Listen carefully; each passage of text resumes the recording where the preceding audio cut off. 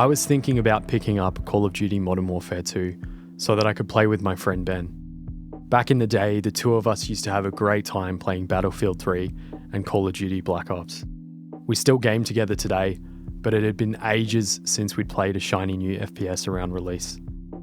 I was hesitant to buy the game because I'd previously bought Modern Warfare 2019 when it was on special and had some issues with the campaign, crashing to the point that I gave up on it. And if I did buy Modern Warfare 2, it was going to cost me $110 AUD. But this was a AAA title, a new one, and surely I should give it a chance. After looking at some stuff online and getting myself hyped around the idea of playing some games with my buddy, I finally caved, and against my better judgment, I bought Modern Warfare 2. I decided I'd give it a fair shake and see what it had to offer.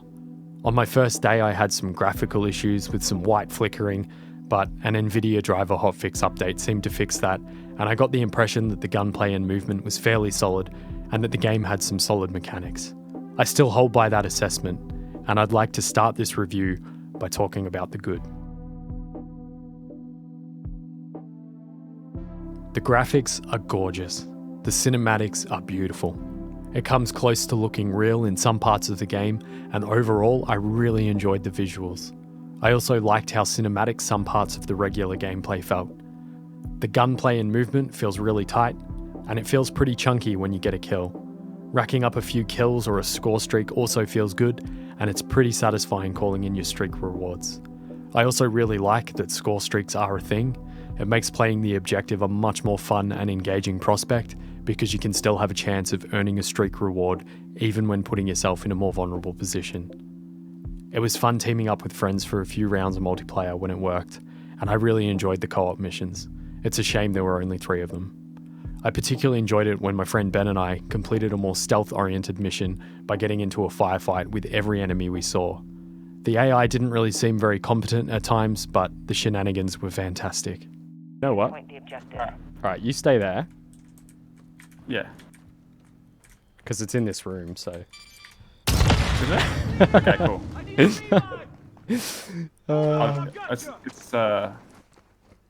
not there. Alright. Flawless stealthy way. Oh, we can go through the ocean. We can sort of they'll harness never the motion of the ocean. Yeah, we'll harvest the commotion of the ocean and they'll never see it coming. We are so stealthy. Whoa.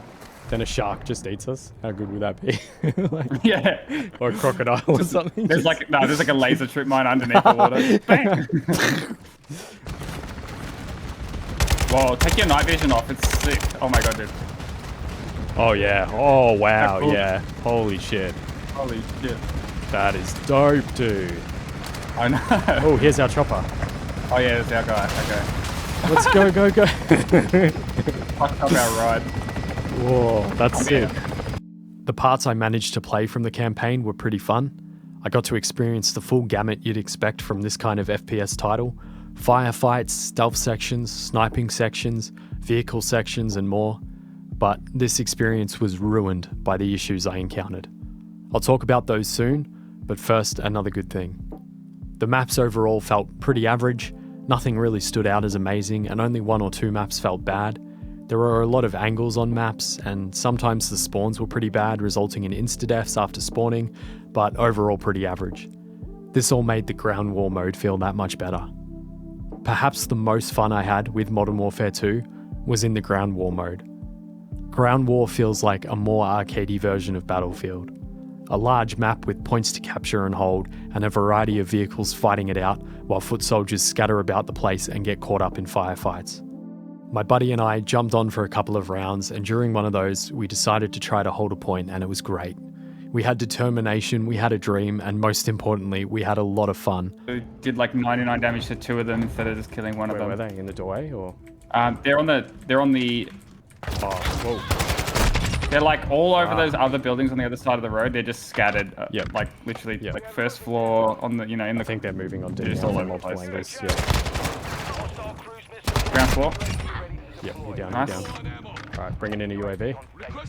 And I'm just sort of hiding for a minute. Got to regen. I need ammo too, so I'm dropping my ammo crate. Here, I'll get you ammo sec, hold on. But the fun we had with ground war was cut short by a crash. And later on, after thinking about it, I realised the most fun I had with Modern Warfare 2 was playing a mode that was mimicking Battlefield. And while the most recent Battlefield was a bit of a disaster, there were games in the franchise that had done this style of gameplay a long time ago and done it much better than what Modern Warfare 2 was offering. With that all said, I think it's time we talk about the bad and why I eventually got a refund. The more I played Modern Warfare 2, the more issues I encountered, and the worse they seemed to get. I tolerated them for a while, but as time went on, I became more and more frustrated until finally I reached a breaking point. I encountered connection issues, laggy servers, and a ridiculous number of crashes. I also noticed that some content was missing from the game that had been advertised to be available at launch, and then I began to learn of licensing issues as well. I'll talk more about the missing content and licensing issues in the refund section, but for now, let's focus on the technical issues I experienced. There were many times that I had connection issues, but this seemed to get worse when I was trying to play in a party. There was a patch that was supposed to fix these issues, but I encountered them after the patch had already been released, and it seemed they were actually getting worse the more I played. Another problem that started to occur was laggy servers. My first day was relatively lag-free, but over time it seemed the game was actually becoming less stable, and I started to encounter more and more laggy servers.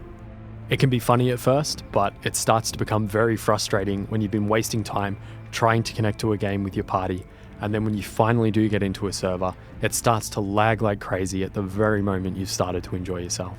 Crashes were one of the things that made me finally give up on Modern Warfare 2. The game crashed a lot. I put up with it at first because I wanted to set aside the troubles I was having and just have fun with my buddy, but once again, it was something that started to occur more and more, and after a time, just as with the other technical issues I was experiencing, my tolerance for this reached an end. I had crashes during multiplayer and was already getting sick of it when I tried to play the single player campaign.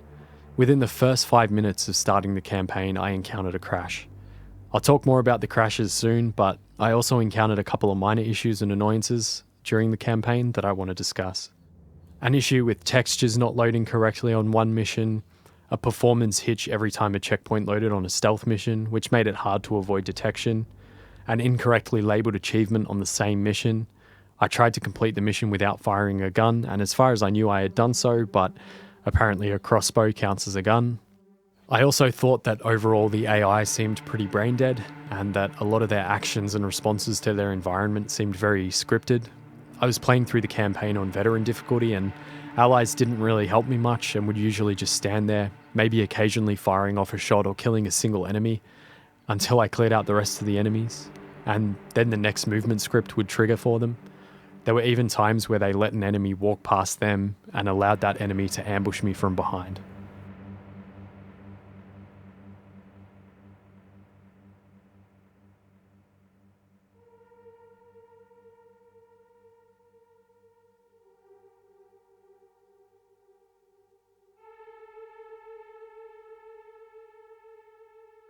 The enemies weren't too much better, and on veteran difficulty they mostly felt like they still struggled to do much beyond moving to a scripted location and then firing their gun, with a focus on targeting me and ignoring my allies.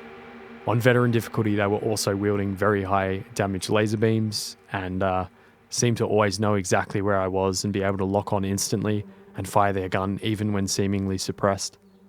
An enemy did occasionally catch me off guard and come from an unexpected direction, but overall, it felt more like an arcade shooting gallery than an engaging firefight with reactive and responsive AI.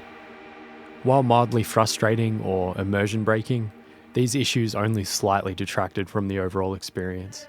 It was the crashes that ruined the campaign entirely. Modern Warfare 2 seemed to crash at least once every level or so. Eventually I encountered a point in the campaign during the mission Ghost Team where the game started to crash every time it tried to load a checkpoint. So that meant that dying would mean a crash, and even manually trying to reload a checkpoint would crash the game. This was the point where I gave up on Modern Warfare 2. It was my breaking point. With all the other technical issues I'd faced, I'd finally had enough, and those issues combined with the missing content and licensing problems led me to seek a refund. So now let's talk about the missing content, the licensing issues, the piss poor Activision support pages, and what it took for me to get a refund.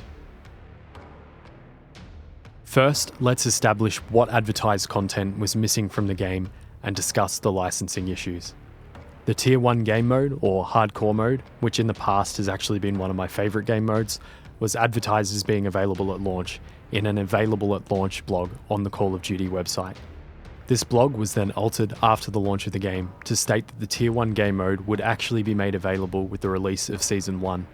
Using the Wayback Machine, I was able to prove that this alteration had been made after the game launched. From what I've heard online, it seems they might have had some issues with the game mode, so decided to delay the release.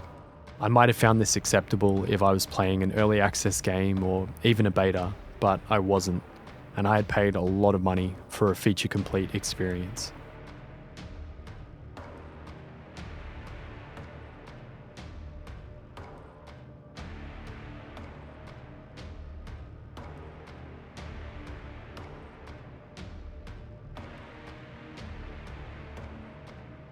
There was a map present in the beta that was absent when the game was fully released.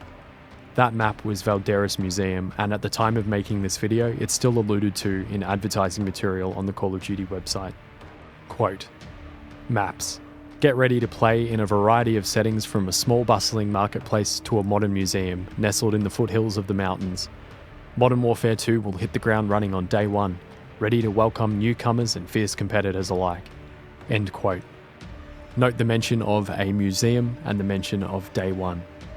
The absence of this map started to raise questions and eventually led to speculation that because of the Valderas Museum's likeness to the real-world J. Paul Getty Museum in Los Angeles, perhaps proper licensing had not been acquired for this location, which had led to a copyright claim. There are also other maps that will possibly be removed for similar potential licensing issues. It seems apparent that proper licensing for certain locations in Modern Warfare 2 was not acquired, and this is reinforced by statements from Roy Thomason, the hotel manager for the Conservatorium Hotel in Amsterdam. This is the location that the Breenberg Hotel map in the game is based upon. Quote, "More generally, we don't support games that seem to encourage the use of violence. The game in no way reflects our core values, and we regret our apparent and unwanted involvement." End quote. The content that was falsely advertised as being available at launch, the licensing issues and the technical problems I had all led me to seek a refund. I purchased the game through Steam, and thank fuck I did, because based on the State of Activision support page, I get the feeling if I'd purchased the game through Battle.net, I might not even have been able to get in contact with anyone to discuss a refund. I sent Steam a refund request and provided some basic information. I was asked to resubmit my refund request and to provide more information. So at this point, I provided evidence for all of the reasons I wanted a refund and also mentioned that I'd followed all support instructions. A little later, I put together a montage of the technical issues I had and posted that to the support thread as additional evidence. An interesting note here is that upon this second submission of my refund request, a help request was actually created. But the reason at the top of this request changed from "I want a refund" to "I have a question about this purchase." I'm not sure if this attributed to the next response from Steam, but I think it's worth mentioning. Steam responded by suggesting that I look at a support article if I hadn't already. This led me to a Steam page that then led to the Activision support pages, which, as I had mentioned, I had already seen and followed. They then requested that I contact the game's support team for technical troubleshooting or related issues, and that if they were unable to assist me, I should then copy the conversation to the Steam support thread. The evidence I had provided regarding falsely advertised content and licensing issues was at this point completely ignored. The response seemed almost automated or partially generated. I was pretty annoyed, but I decided, okay, fine, I'll try to contact Activision. But their support pages were an absolute joke. Most support prompts would simply lead in circles back to support articles. After exhausting the more technical issue-related prompts that had just led me back to support pages, I came across a feedback prompt. So I click it, and then I click the "I want to leave feedback" prompt, which leads me to another page with another prompt. I click it thinking, okay, let's get in touch with the support team. It leads me to yet another page with another feedback prompt. And now I think, okay, surely this will be the last link and I can finally talk to support. I click the link, and where does it take me? It takes me to a fucking Reddit page. What the fuck? I think to myself, that's not a support page. At this point, I was getting really annoyed with this whole situation, and I actually sent an inquiry to Consumer Affairs Victoria because it felt like I was just being led in circles. They emailed me, but before I got back in contact with them and potentially escalated things, I decided to message Steam one last time.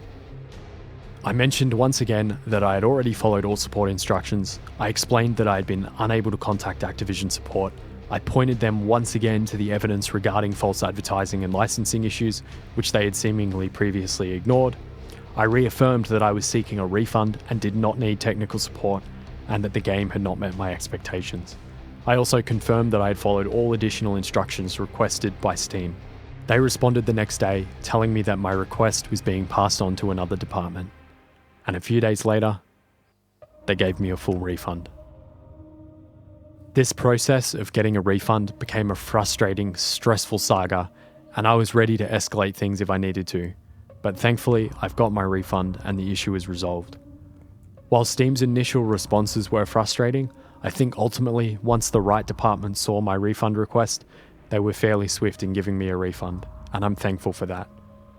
The Activision support page, on the other hand, seems to be a complete joke. Seemingly no way to actually contact them directly. A series of prompts that link in circles to support articles, and a prompt that leads someone who is seeking support to a Reddit page. Before I close out this video, I want to talk briefly about the pricing of Modern Warfare 2 and what I think customers are entitled to when they pay such a premium price. False advertising is never okay. If it's stated that something will be available at launch, it should be available at launch. And if a game has been sold to you, the publishers of that game should have acquired the proper licensing for all content present in the game.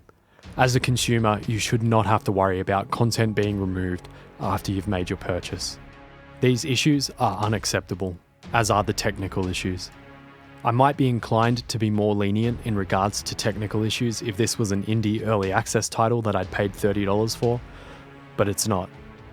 This is a AAA game published by a multi-billion-dollar company, and all of these technical issues should have been solved before release. I didn't pay 110 AUD to participate in an unstable beta test. As a customer, you should also always be able to get in contact with the relevant support teams regarding any issues you are experiencing, and having a website designed in such a way that it doesn't allow this easily and actively seems to hinder it is also unacceptable. Modern Warfare 2 looks gorgeous, and some of the core mechanics are solid. I had fleeting moments of fun amongst all the bullshit, but that does not excuse the shit.